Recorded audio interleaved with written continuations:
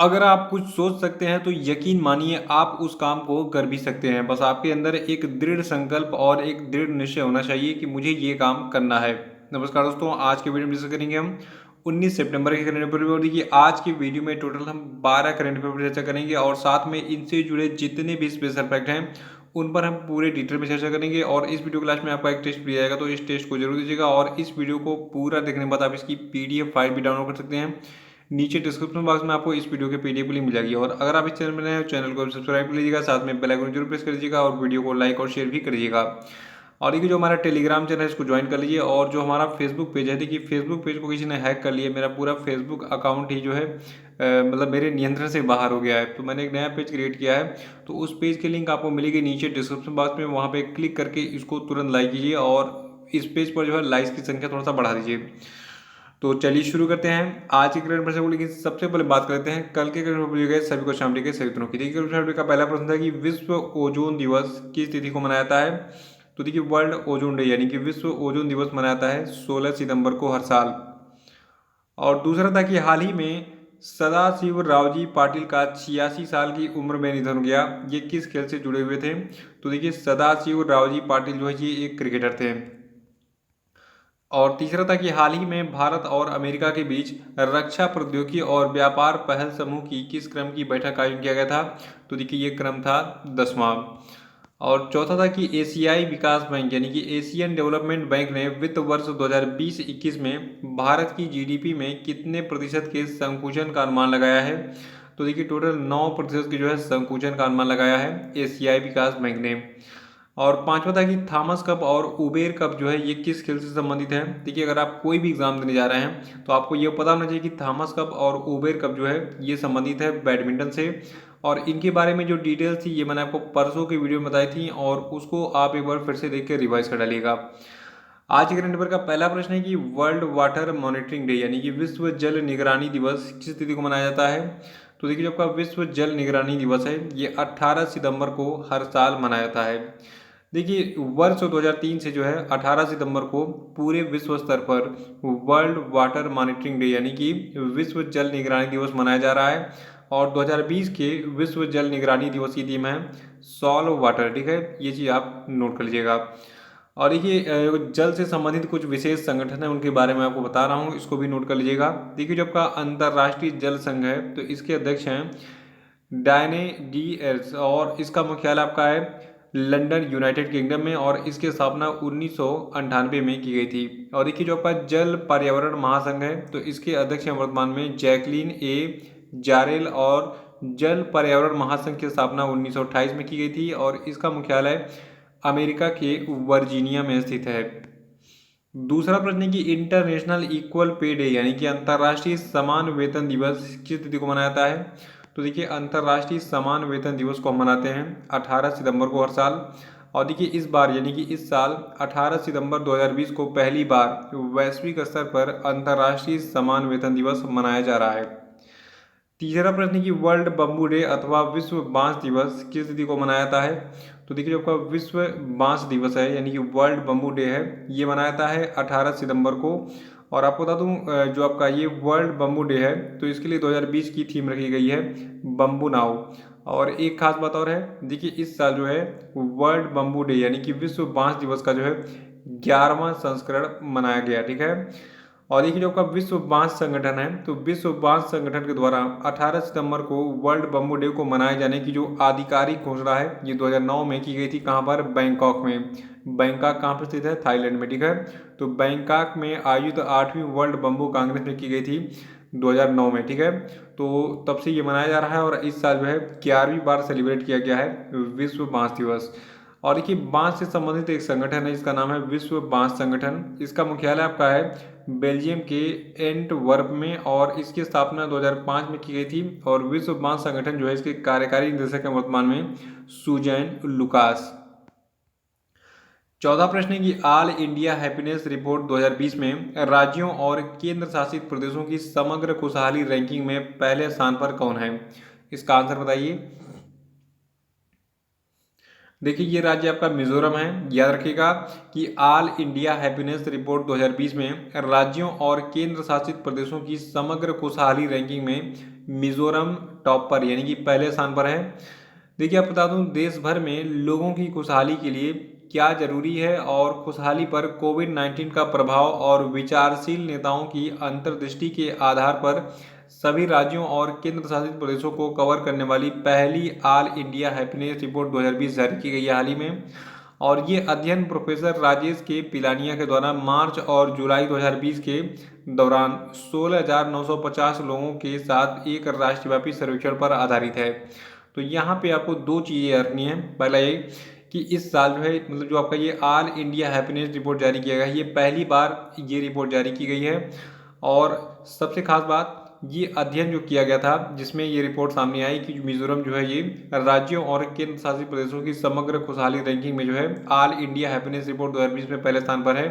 तो देखिए ये अध्ययन जो है ये प्रोफेसर राजेश के पिलानिया के द्वारा मार्च और जुलाई 2020 के दौरान कुल 16,950 लोगों के साथ किए गए राष्ट्रव्यापी सर्वेक्षण पर आधारित है। और देखिए और भी कैटेगरीज बनाई गई हैं और जिनके आधार पर राज्यों को रैंकिंग दी गई है। तो आइए जान लेते हैं कौन कौन से कैटेगरी में कौन सा राज्य नंबर होना है। देखिए राज्यों और केंद्र शासित प्रदेशों की जो समग्र खुशहाली रैंकिंग है, तो इसमें मिजोरम पहले स्थान पर है, पंजाब दूसरे स्थान पर है और अंडमान और निकोबार द्वीप समूह तीसरे स्थान पर है। और बड़े राज्यों में पंजाब पहले स्थान पर है, गुजरात दूसरे स्थान पर है, तेलंगाना तीसरे स्थान पर है। और देखिए छोटे राज्यों में जो है, जो आपका मिजोरम है ये पहले स्थान पर है, सिक्किम दूसरे स्थान पर है और अरुणाचल प्रदेश तीसरे स्थान पर है। और केंद्र शासित प्रदेशों की कैटेगरी में अंडमान और निकोबार द्वीप समूह जो है ये पहले स्थान पर है, पुदुचेरी दूसरे और लक्षद्वीप तीसरे स्थान पर है। और देखिए खुशहाली पर कोविड-19 का सबसे बुरा प्रभाव पड़ने वाले राज्य और केंद्र शासित प्रदेशों के बारे में कुछ कहा गया इस रिपोर्ट में। इस रैंकिंग में देखिए महाराष्ट्र, दिल्ली और जो हरियाणा है, ठीक है। तो महाराष्ट्र, दिल्ली और हरियाणा में खुशहाली पर कोविड-19 का सबसे बुरा प्रभाव देखा गया है। जबकि पुदुचेरी और जम्मू कश्मीर पहले की स्थिति में है और मणिपुर, अंडमान और निकोबार द्वीप समूह और लक्षद्वीप में खुशहाली पर कोविड-19 का सबसे कम प्रभाव देखा गया है। तो ये पूरी डिटेल्स जो है आप नोट कर लीजिए, इसका स्क्रीनशॉट ले लीजिए इस ऑल इंडिया हैप्पीनेस रिपोर्ट 2020 की।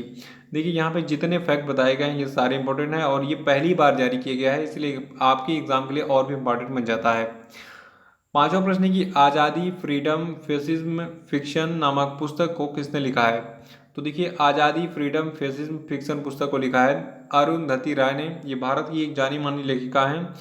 और आपको बता दूं इनकी जो पुस्तक है अरुंधति राय की, तो जो ये पुस्तक है आज़ादी, फ्रीडम, फेसिज्म, फिक्शन, ठीक है। तो इस बुक में निबंधों का एक संग्रह है जो कि बढ़ती अधिनायकवाद की दुनिया में स्वतंत्रता का अर्थ बदलाती है। और इसके निबंध संग्रह में भाषा की भूमिकाओं और कोविड-19 के कारण वैश्विक महामारी के बीच वैकल्पिक काल्पनिक भूमिकाएं शामिल हैं। और इस बुक को जो है पेंगुइन बुक्स लिमिटेड के द्वारा प्रकाशित किया गया है। छठा प्रश्न है कि हाल ही में किस देश ने अपने सभी लोगों को मुफ्त कोरोना वैक्सीन देने की योजना बनाई है, यानी कि घोषणा की है। तो देखिए अमेरिका के जो राष्ट्रपति हैं डोनाल्ड ट्रंप, इन्होंने कहा है कि हम अमेरिका के जितने भी नागरिक हैं उनको मुफ्त में कोरोना की वैक्सीन देंगे। और इन्होंने ऐसी उम्मीद जताई है कि अगले साल मार्च अप्रैल तक जो है, मार्च से अप्रैल महीने तक कोविड-19 वैक्सीन बन जाएगी और ये पूरे नागरिकों को उपलब्ध करा दिया जाएगा अमेरिका में।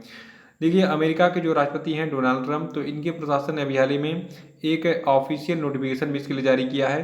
देखिए आज बात कर लेते हैं थोड़ा सा हम अमेरिका के बारे में। देखिए अमेरिका के बारे में आपको बता दूं, देखिए अमेरिका जो है ये एक 50 राज्यों से बना हुआ देश है, यानी कि टोटल 50 स्टेट हैं यूएसए में, इसीलिए इसको क्या कहता है यूएसए, यानी कि यूनाइटेड स्टेट ऑफ अमेरिका। तो इसमें टोटल 50 स्टेट्स जो है ये यूनाइट होकर एक देश बनाते हैं जिसको हम कहते हैं यूनाइटेड स्टेट। और देखिए अमेरिका की टोटल पॉपुलेशन है 32.82 करोड़ और कैपिटल यहाँ की है वाशिंगटन डीसी। प्रेसिडेंट है डोनाल्ड ट्रंप। सातवां प्रश्न है कि हाल ही में किस देश ने चाइनीज वीडियो ऐप टिकटॉक को बैन कर दिया। तो देखिए भारत में टिकटॉक तो बैन ही था, लेकिन अमेरिका में भी कई दिनों से कवायद चल रही थी कि टिकटॉक को पूरी तरीके से बैन किया जाए। तो अब टिकटॉक जैसे चीनी एप्लीकेशन अमेरिका में नहीं दिखेंगे, टिकटॉक को अमेरिका में पूरी तरीके से बैन कर दिया गया है। और टिकटॉक के अलावा एक और एप्लीकेशन है वी चैट, तो वी चैट भी अमेरिका में अब पूरी तरीके से बैन हो गया है। इसको अमेरिका में गूगल प्ले स्टोर से डाउनलोड नहीं किया जा सकता है। देखिए अमेरिका में टिकटॉक के करीब 100 मिलियन यूजर्स हैं, ठीक है। और आठवां प्रश्न है कि हाल ही में केंद्र सरकार ने जम्मू कश्मीर के छात्रों के लिए प्रगति और सक्षम छात्रवृत्ति योजनाओं के तहत छात्रवृत्ति राशि जो है ये 5,000 से बढ़ाकर कितने हज़ार रुपये प्रतिवर्ष कर दिया है। तो देखिए, एक योजना है प्रगति योजना और एक है सक्षम योजना। तो प्रगति और सक्षम योजना जो है, तो इन छात्रवृत्ति योजनाओं के तहत जम्मू कश्मीर के छात्रों के लिए जो छात्रवृत्ति राशि थी, इसको 5,000 से बढ़ाकर अब 50,000 कर दिया गया है। तो प्रगति योजना किसके लिए है ये मैं आपको बताता हूँ, नोट कर लीजिएगा। देखिए, जो कि प्रगति योजना है, इसके तहत जम्मू कश्मीर की जितनी भी लड़कियां हैं, उनके परिवारों जिनकी वार्षिक आय 8 लाख रुपए से कम है, वो जो है इस छात्रवृत्ति योजना के लिए पात्र होंगी। यानी कि प्रगति योजना के लिए पात्र वही लड़कियां होंगी जिनके परिवार की वार्षिक आय कितनी हो, 8 लाख रुपए से कम हो। ठीक है। और ये जो आपका सक्षम योजना है, इसके तहत सभी विशेष रूप से 40% विकलांगता वाले जो छात्र हैं, ठीक है, यानी कि जो छात्र 40% विकलांग हैं, जो डिग्री या डिप्लोमा स्तर पर तकनीकी यानी कि टेक्निकल एजुकेशन ले रहे हैं और जिनके परिवारों की वार्षिक आय 8 लाख रुपए से कम है, वो जो है इस सक्षम छात्रवृत्ति योजना के पात्र होंगे। तो लड़कियों के लिए और विकलांग लोगों के लिए, यानी कि जो हमारे दिव्यांग लोग हैं, ठीक है, तो उनके लिए ये दोनों योजनाएं हैं। और नवा प्रश्न है कि हाल ही में चीन से किस देश के राजदूत टेरी ब्रांस्टेड ने अपने पद से इस्तीफा दे दिया। तो देखिए, चीन से जो है अमेरिका के जो राजदूत थे टेरी ब्रांस्टेड, इन्होंने अपने पद से इस्तीफा दे दिया है। देखिए, चीन में जो है चीन और अमेरिका में देख रहे हैं आप, तनातनी बहुत ज़्यादा चल रही है और एक कोल्ड वार, एक ट्रेड वार चल रहा है। ठीक है। तो अमेरिका और चीन को लेकर मतलब बहुत बयानबाजी होती रहती है और मुझे लगता है कि एक युद्ध भी हो सकता है अभी। मतलब माहौल ऐसे बने हुए हैं कि भारत और चीन के बीच में युद्ध भी हो सकता है। और अमेरिका ने ऐसा खुल के बोल दिया है कि भारत पे कोई भी अगर हमला होता है तो वो अमेरिका पे हमला माना जाएगा। तो अमेरिका का पूरा सपोर्ट मिल रहा है और इसके लिए मतलब मैं एक छोटे से मन से ये कहना चाहूँगा डोनाल्ड ट्रम्प जी को कि बहुत बहुत धन्यवाद भारत को सपोर्ट करने के लिए। वैसे भारत में देखिए अब हथियारों की कोई कमी नहीं है, भारत की पॉपुलेशन भी ठीक ठाक है और हम सक्षम हैं चीन को उसका मुंहतोड़ जवाब देने के लिए, क्योंकि हमारे भारतीय सैनिक जो हैं उन पर हमें पूरा भरोसा है। और मुझे गर्व की बात है, मेरे बड़े भैया भी जो है एक आर्मी मैन है और ऐसे परिवार का हिस्सा होने पर मुझे बहुत गर्व है। देखिए, आर्मी की जो जॉब होती है वो आपको इतना प्राउड फील कराती है कि क्या बताऊँ मैं। तो अगर आपके परिवार में कोई आर्मी से होगा तो आपको खुद ऐसा फील होता होगा कि आपको अपने क्षेत्र में एक अलग ही रिस्पेक्ट मिलती होगी कि फलाने के घर में इनके चाचा, इनके पापा, इनके भैया या फिर ये खुद आर्मी में है, इंडियन आर्मी में। तो काफ़ी प्राउड फील होता है अगर आपकी फैमिली में कोई भी एक व्यक्ति आर्मी में हो। देखिए, बात कर रहे हैं चीन में जो अमेरिका के राजदूत हैं टेरी ब्रांस्टेड, ठीक है, इनके बारे में। ठीक है। देखिए, ये पिछले 3 सालों से चीन की बीजिंग में जो है काम कर रहे थे अमेरिका के राजदूत के रूप में, लेकिन अब ये अपना पद त्याग देंगे और नवंबर तक जो है ये लौट जाएंगे अमेरिका में। 10वां प्रश्न है कि किस राज्य के प्रमुख भारतीय आयुर्वेद चिकित्सक जिनका नाम है PR कृष्ण कुमार, इनका हाल ही में निधन हो गया। तो देखिए, जो आपके PR कृष्ण कुमार थे, ये जो है तमिलनाडु राज्य से बिलोंग करते थे और ये जो है प्रतिष्ठित कोयम्बटूर आर्य वैद्य फार्मेसी के संस्थापक और प्रबंध निदेशक होने के साथ साथ कोयम्बटूर के प्रसिद्ध अविनाश शिलिंगम विश्वविद्यालय के कुलपति भी थे। देखिए, भारत सरकार ने जो है जो आपके PR कृष्ण कुमार हैं, तो इनको जो है चिकित्सा में इनके दिए गए योगदान देने के लिए इनको जो है वर्ष 2009 में पद्मश्री पुरस्कार से सम्मानित भी किया था। 11वां प्रश्न है कि एशिया गेम चेंजर अवार्ड 2020 किसको दिया गया। देखिए, आपका एशिया गेम चेंजर अवार्ड 2020 है, ये दिया गया है भारत के एक सेफ हैं विकास खन्ना इनको। ठीक है। देख, तो विकास खन्ना कौन है, एक सेफ हैं जो खाना वगैरह बनाते हैं। ठीक है। देखिए, ये पुरस्कार जो है विकास खन्ना को पूरे भारत में कोविड-19 महामारी के दौरान लाखों लोगों को बड़े पैमाने पर अपने भोजन वितरण अभियान फीड इंडिया के माध्यम से खाना खिलाने के लिए दिया गया है। और देखिए, अमेरिका के एक गैर लाभकारी संगठन एशिया सोसाइटी द्वारा साल 2014 में एशिया के भविष्य के लिए सकारात्मक योगदान देने वाले सच्चे नेताओं की पहचान और उन्हें सम्मानित करने के लिए जो है जो आपका ये एशिया गेम चेंजर अवार्ड है, इसकी शुरुआत की गई थी। तो सरल शब्दों में अगर हम कहें कि साल 2014 में एशिया गेम चेंजर अवार्ड की शुरुआत की गई थी एशिया सोसाइटी के द्वारा। ठीक है। और एशिया सोसाइटी क्या है, ये एक गैर लाभकारी संगठन यानी कि नॉन गवर्नमेंटल ऑर्गेनाइजेशन है अमेरिका में जो कि स्थित है। ठीक है। तो ये डिटेल्स याद रखिएगा, लेकिन सबसे पहले कहना है कि एशिया गेम चेंजर अवार्ड 2020 को उसको दिया गया है भारत के एक सेफ हैं सेफ विकास खन्ना इनको।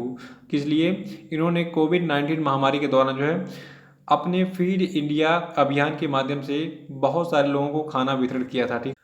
12वां प्रश्न है कि किस राज्य सरकार ने आर्थिक स्पंदना नामक जो है ऋण वितरण कार्यक्रम का शुभारंभ किया है। तो देखिए इस आर्थिक स्पंदन नाम के जो है ऋण वितरण कार्यक्रम का शुभारंभ कर्नाटक की सरकार ने किया है। देखिए कर्नाटक के जो मुख्यमंत्री हैं BS येदियुरप्पा, इन्होंने विभिन्न सहकारी, देखिए सहकारी का मतलब हो गया कोऑपरेटिव, ठीक है, तो विभिन्न सहकारी संस्थानों के माध्यम से 39,300 करोड़ रुपए के ऋण को वितरित करने के लिए आर्थिक स्पंदन कार्यक्रम की शुरुआत की है। और इस योजना के तहत जो है कृषि क्षेत्र में कुल 15,300 करोड़ रुपए का वितरण किया जाएगा, जबकि गैर कृषि क्षेत्र के लिए 24,000 करोड़ रुपए की राशि रखी जाएगी। तो याद रखिएगा इसको कि आर्थिक स्पंदन ऋण वितरण कार्यक्रम का शुभारंभ कर्नाटक के मुख्यमंत्री ने किया हाल ही में। और कर्नाटक के मुख्यमंत्री कौन है? BS येदियुरप्पा। कर्नाटक के जो राज्यपाल, इनका नाम है वजुभाई वाला। तो ये थे आपके आज के सभी महत्वपूर्ण करंट अफेयर। और अब हम बात कर लेते हैं आज के सभी क्वेश्चन पेपर पे। देखिए जो लोग वीडियो को लाइक करना भूल गए हैं वो वीडियो को तुरंत लाइक कर दें, फिर आगे बढ़ते हैं। देखिए पहला प्रश्न आपके लिए कि हाल ही में किस कंपनी ने नए संसद भवन को बनाने का ठेका 861.90 करोड़ रुपए की बोली लगाकर हासिल किया? आंसर बताइए। और दूसरा प्रश्न है कि हाल ही में केंद्र सरकार ने बिहार के किस शहर में एम्स की स्थापना करने की घोषणा की है? उत्तर बताइए। देखिए पिछली परीक्षाओं में जहाँ जहाँ पे एम्स बनाने की घोषणा की गई थी, मतलब कुछ समय पहले चर्चा में था वो, और वो एग्जाम में पूछ लिया गया कि सरकार ने किस महीने में कहाँ पर एम्स बनाने की घोषणा की। तो सितंबर का महीना चल रहा है, और कहाँ पे जो है अभी सरकार ने घोषणा की है, बिहार के किस स्थान पर जो है वो एम्स की स्थापना करेगी? इसका आंसर बताइए। तीसरा प्रश्न है कि वर्ल्ड पेशेंट सेफ्टी डे यानी कि विश्व रोगी सुरक्षा दिवस किस तिथि को मनाया जाता है? इसका आंसर बताइए। चौथा प्रश्न आपके लिए कि हाल ही में कपिला वात्स्यायन का निधन हो गया, ये किस क्षेत्र की प्रख्यात विद्वान थी? उत्तर बताइए। और पांचवा प्रश्न है कि ऑनलाइन पोकर प्लेटफॉर्म नाइस टेक्स ने जो है किस क्रिकेटर को अपना ब्रांड एम्बेसडर बनाया है? इसका आंसर बताइए। तो इसी के साथ आज का करंट अफेयर समाप्त होता है। कल फिर मिलेंगे। कल के करंट वीडियो को लाइक और शेयर कर दीजिएगा। जो लोग नए हैं वो चैनल को सब्सक्राइब कर लेंगे। तो इसी के साथ बहुत बहुत धन्यवाद। Thank you and have a nice day.